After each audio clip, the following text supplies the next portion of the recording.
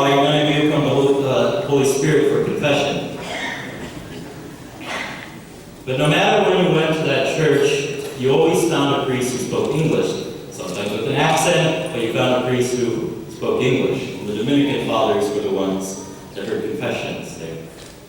Anyway, my usual confessor was this elderly Dominican priest. And I saw him following along one day to his confession. I said, perfect! He's really old, so he won't be able to hear me. Better yet, he was a Filipino. So I figured he was going to be really nice to me, too. I could have bribed him with rice or something. And I went to this priest quite regularly, and it was the same old routine. Bless me, Father, for I've sinned. I did my confession, and he'd give me a penance and a little advice, and off I went. Awesome, I'm good for the next 10,000 miles. But it was on my last day in Rome before I returned to California for my priesthood ordination.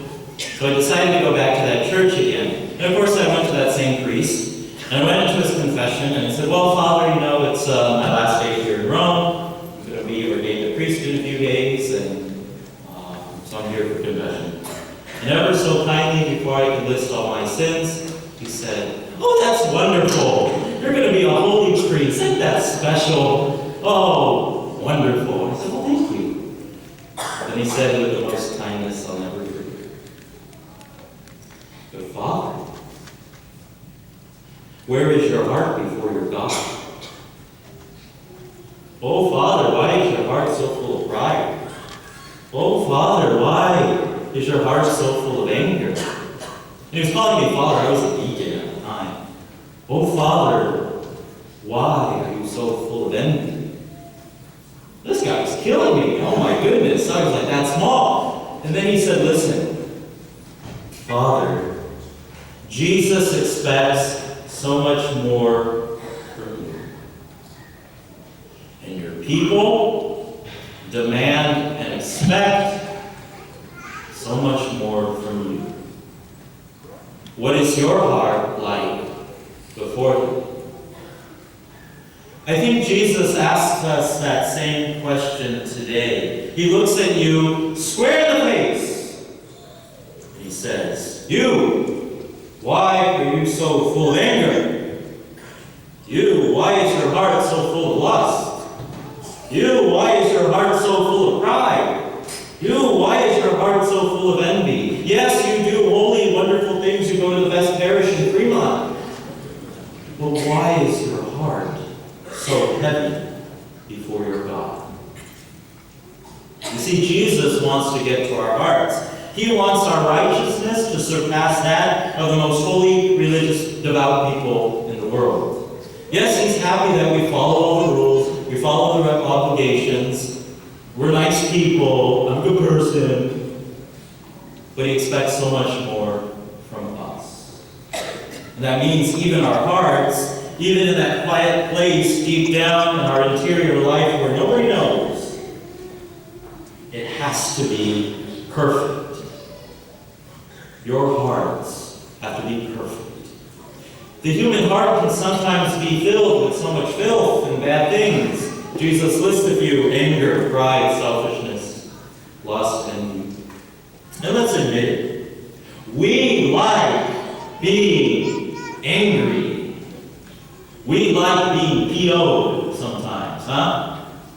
We like being prideful. We like sitting in the parking lot bickering and gossiping. We like yelling at our kids. We like yelling at our elderly parents. Why? Because it does something for us, huh? It makes us feel good. It makes us feel like we're on the top of the world. It makes us feel like we're in control.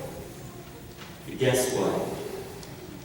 When our hearts look like that, it means we're suffering. It means we're sick.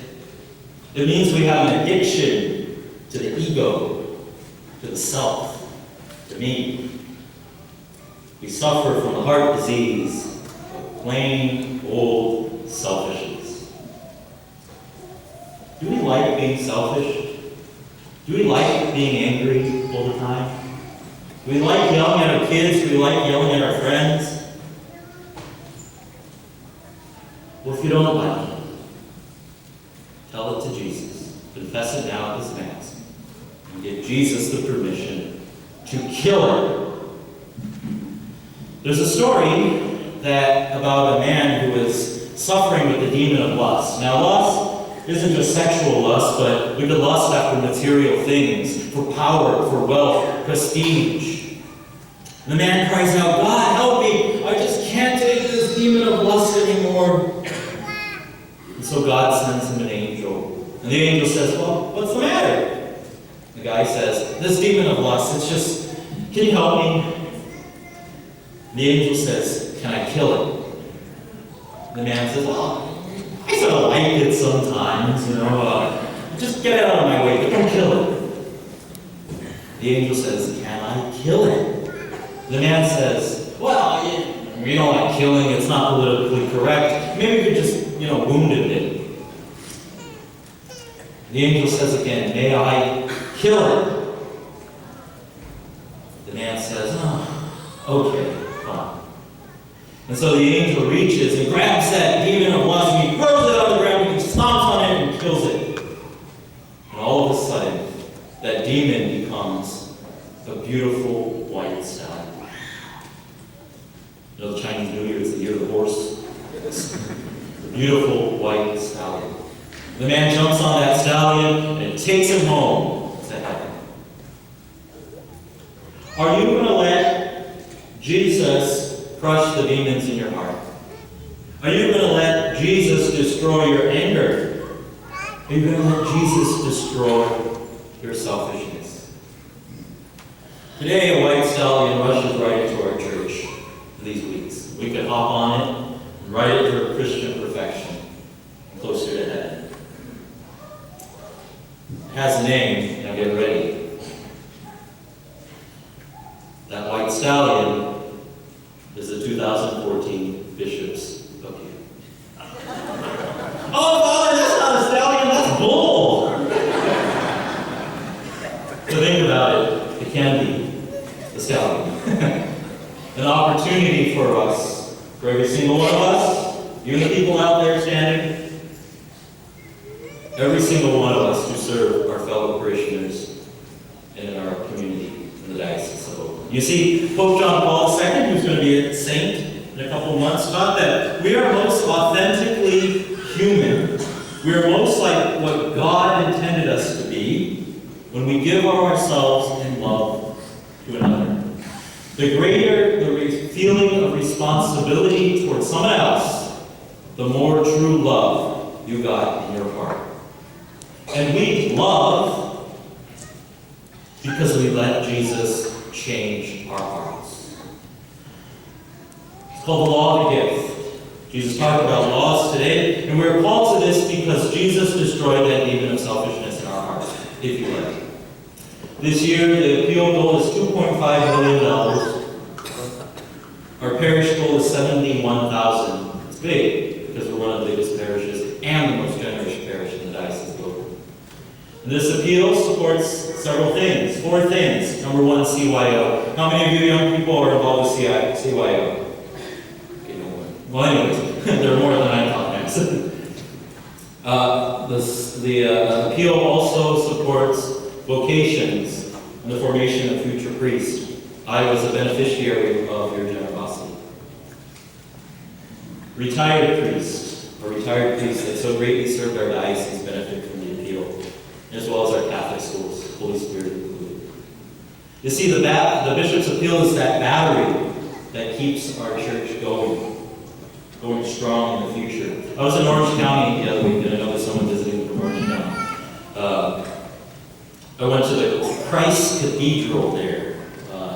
It used to be called the Crystal Cathedral, and Robert Schuller, the Tower of Power. That's a band. The Hour of Power. And so we're looking at this thing, beautiful, big campus, and one of the Schuller people who was in Robert Schuller's ministries was there, and I asked him, what happened? How come you guys had to shut down? And he says, because we didn't invest in our future. What you Catholics always do. Next Sunday, we will make our commitments and pledges in the Bishop's Appeal. But until then, I ask you to reflect on the words of my confessor. Jesus expects a lot from you. Your parishioners, the little children, expect a lot from you. What is your heart like before them?